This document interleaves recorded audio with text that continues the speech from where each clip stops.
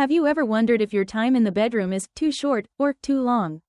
You're not alone. Across the world, millions of couples quietly ask the same question but rarely get an honest answer.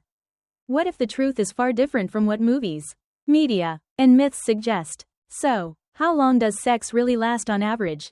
Studies tracking real couples with stopwatches reveal surprising results. The average is shorter than many expect, yet far more normal than most realize. Understanding these numbers isn't about comparison, it's about breaking free from pressure. Learning what's typical, and focusing on what truly matters, connection and satisfaction. Let's uncover the science and see why average may not be what you think. Section 1. Misconceptions and pressure. In modern society, conversations about sex are often shaped by myths, exaggerations, and cultural portrayals that bear little resemblance to reality. Popular media, from movies and television to advertisements, creates a narrative in which sexual encounters are always long, flawless, and endlessly passionate. While such images can be entertaining, they also set unrealistic expectations. Many people begin to wonder whether their own experiences measure up, and this comparison often leads to unnecessary anxiety. Research has consistently shown that when individuals internalize such myths, they place undue pressure on themselves and their partners, which can actually diminish satisfaction and intimacy. The truth is that sexual experiences are deeply personal and vary widely among individuals and couples. No two encounters are exactly the same, and attempting to force one's relationship into a standardized mold can be harmful. Scientific studies highlight that sexual satisfaction is not determined by the length of time alone but by emotional connection, trust, and mutual pleasure. When people focus excessively on performance metrics, they risk missing the essence of intimacy, which is built on communication and comfort. Furthermore, anxiety caused by these misconceptions can trigger a cycle. Stress leads to distraction, which can shorten duration, reinforcing insecurities. Breaking this cycle requires both education and openness. By discussing what is normal, average, and realistic, we can reduce the stigma that surrounds these conversations. It is important to emphasize that average does not equal ideal, and certainly not mandatory. Each couple creates their own rhythm and dynamic, and there should be no shame in experiences that do not align with cultural myths. Modern sexual health experts urge people to redefine satisfaction beyond a stopwatch, highlighting factors such as emotional closeness, mutual respect, and shared exploration. Dispelling misconceptions is not only liberating but also essential for healthier relationships. In this context, the video highlights that many of our assumptions about sexual duration are misguided. By questioning these assumptions, we can begin to dismantle the pressure that so many people feel. Instead of worrying about what society dictates, the focus should shift toward understanding personal desires, communicating openly with a partner, and prioritizing connection over comparison. Ultimately, intimacy is less about minutes and more about meaning, making open dialogue the most powerful tool for change. Section 2. Defining the study. When discussing the average duration of sex, it is essential to begin with clear definitions. In scientific research, precision matters because different interpretations of the same term can lead to confusion. In this particular study, sex was defined strictly as penetrative intercourse from the initial moment of penetration to the point of withdrawal or ejaculation. Importantly, this definition excluded foreplay, kissing, touching, and other forms of sexual intimacy that often play a crucial role in overall satisfaction. Such a limitation is not meant to undervalue these experiences but rather to create a standardized way of measurement. Without this clarity, comparisons would be impossible. The research specifically focused on heterosexual couples, which means its findings cannot automatically be applied to all forms of sexual relationships. Still, the data provides a valuable benchmark that helps us understand general patterns. When participants were asked to record the length of intercourse, they did so with the help of a stopwatch. While this may sound clinical, it provided an accurate measure of intra-ejaculatory latency time, IELT, the scientific term for the interval between penetration and ejaculation.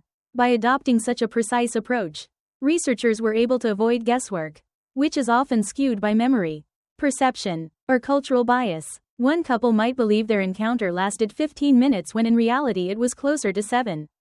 Another might underestimate their time because of nervousness or distraction.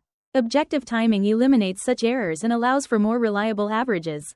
At the same time, It is important to recognize that defining sex in this way reduces a rich and complex experience to a single measurable factor. Intimacy involves emotional connection, communication, arousal, and a variety of physical activities that extend far beyond penetration. Yet, for the purpose of studying average duration, narrowing the definition makes sense. It allows researchers to collect comparable data across many couples and cultures. Ultimately, while this approach provides valuable insight into timing, it also reminds us that no single definition can fully capture the essence of sexual experience. Recognizing these limitations is vital. The study offers a useful reference point, but it does not dictate what sex should mean for every individual or relationship. Rather, it opens the door to broader conversations about how couples define intimacy for themselves and why communication about expectations matters even more than any stopwatch measurement. Section 3. Perceived versus ideal duration. One of the most fascinating aspects of sexual research is the gap between perception and reality. When men were surveyed about what they considered the ideal duration of intercourse, the average response was around 16 minutes. In other words, many men believed that lasting this long would represent optimal performance. Interestingly, when asked what they thought the typical duration actually was, the estimate dropped to about 9 minutes. This reveals two key insights. First, that men imagine an ideal scenario significantly longer than they expect to achieve. And second, that perception is not always grounded in fact. These assumptions are shaped by cultural narratives, pornography, and anecdotal stories, all of which tend to exaggerate or distort what is normal. The gap between perceived reality and desired ideal can contribute to performance pressure. A man who lasts 6 minutes may feel inadequate because he compares himself to an imagined average of 9 minutes or an idealized target of 16 minutes. Yet, when compared with scientific data, such anxiety is misplaced. Studies show that sexual satisfaction does not directly correlate with duration alone. Quality, attentiveness, and emotional presence weigh more heavily in determining fulfillment. Moreover, surveys indicate that many partners value intimacy, affection, and communication just as highly as time. Understanding this discrepancy between perception and data helps highlight why expectations must be carefully managed. It also underscores how misinformation can fuel unnecessary worry. For couples, open discussion about what feels good and satisfying is far more productive than chasing arbitrary numbers. Health professionals emphasize that duration should not be treated as a measure of worth or masculinity. Rather, IELT is simply one variable among many that influence the experience. Recognizing that perception is often inaccurate can be liberating. It allows individuals to shift their focus from comparison toward communication, breaking free from external pressures. In fact, when couples learn to let go of rigid expectations, they often report greater satisfaction.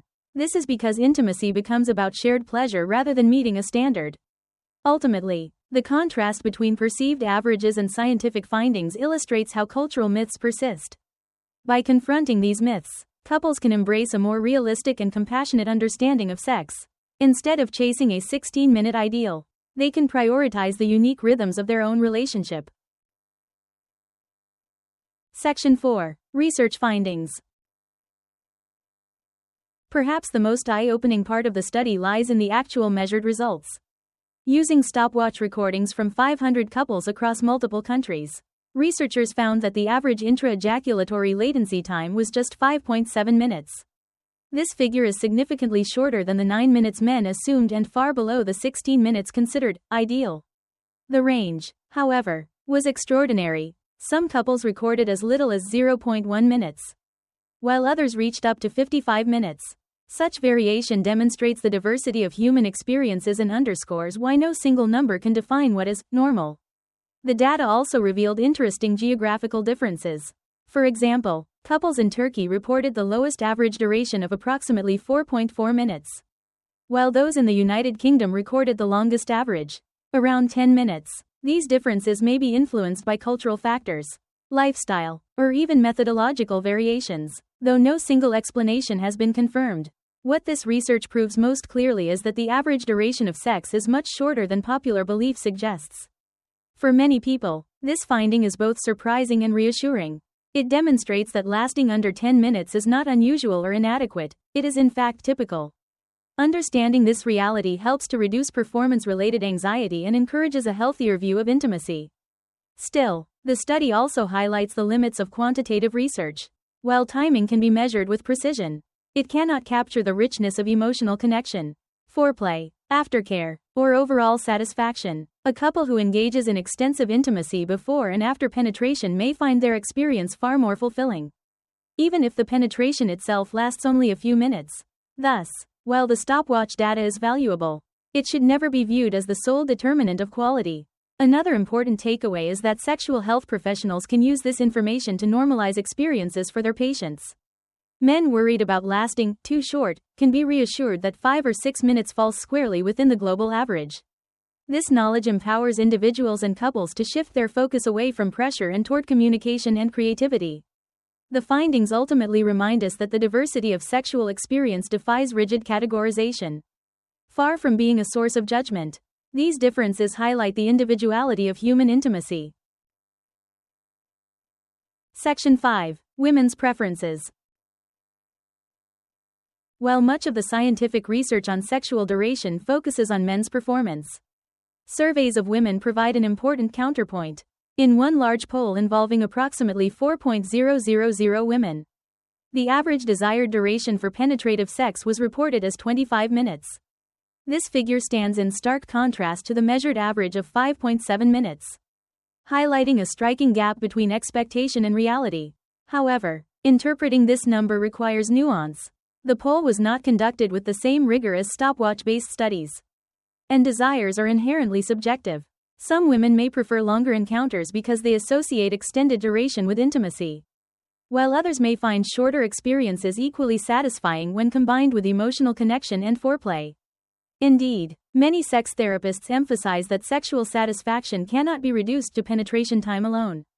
Women often report that arousal and fulfillment depend on multiple factors, including communication, attentiveness, and emotional closeness.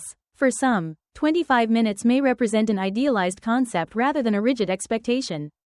For others, the desire for longer duration may stem from frustration with partners who focus too narrowly on penetration while neglecting other aspects of intimacy. The key point is that preferences are highly individual. No single number can capture what women universally want, because average conceals wide variation.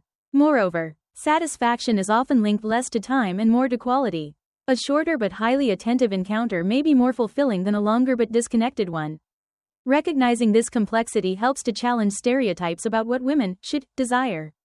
It also reinforces the importance of communication within relationships. When partners openly discuss their needs and preferences, they can negotiate a shared experience that feels satisfying to both. Importantly, these conversations can dismantle the pressure men feel to conform to unrealistic targets. Rather than striving for a fixed number of minutes, couples can focus on creating intimacy that feels meaningful. In clinical practice, sex therapists encourage individuals to redefine success in terms of connection rather than endurance. Understanding women's perspectives thus broadens the conversation beyond stopwatch data, reminding us that intimacy is a holistic experience. While statistics provide valuable benchmarks, they must always be balanced with individual desires and the emotional context of the relationship. Ultimately, the disparity between women's reported preferences and scientific averages illustrates how crucial it is to shift focus away from numbers and toward dialogue, empathy, and mutual understanding. Section 6. The core message. At the heart of the discussion lies a vital message. Sexual satisfaction is not about hitting a numerical target. Whether the average is 5.7 minutes or the perceived ideal is 16 or 25 minutes. These figures should never define success. What truly matters is the quality of the connection between partners. Open communication, mutual respect, and emotional intimacy form the foundation of a fulfilling sex life.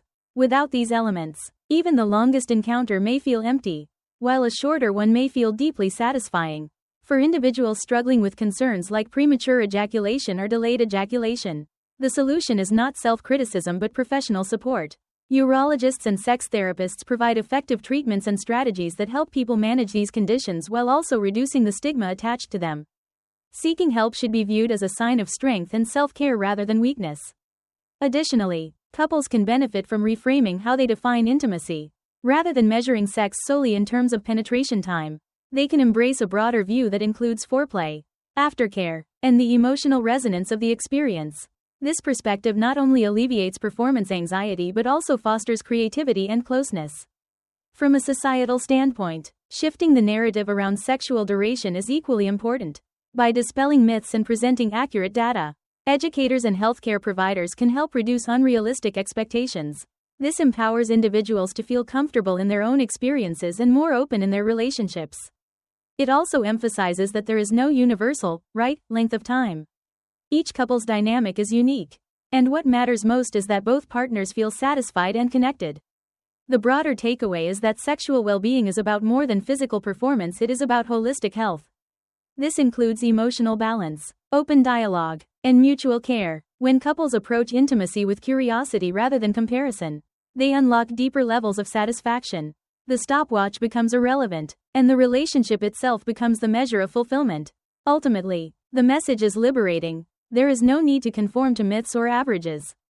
By focusing on what works for you and your partner, you create a sexual experience that is authentic, meaningful, and free from pressure. In this light, sex becomes less about performance and more about presence, reminding us that true intimacy is measured not in minutes but in moments of genuine connection. Based on the data and surveys, it becomes clear that the average duration of sexual intercourse is often much shorter than society or popular culture suggests.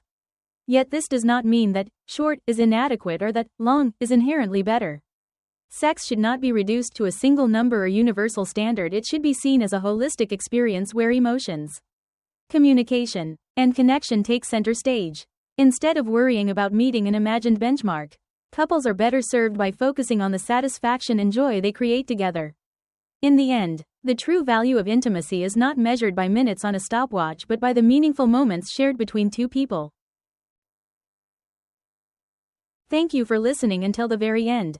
If today's story has gently stirred your heart, whether through an old memory, a present feeling, or something never spoken into words, please leave a like, subscribe to the channel, and turn on the notification bell. Intimate wisdom is where we come together to touch the hidden corners of love, affection, and sexuality, things that may seem private, yet are in fact the very core of happiness.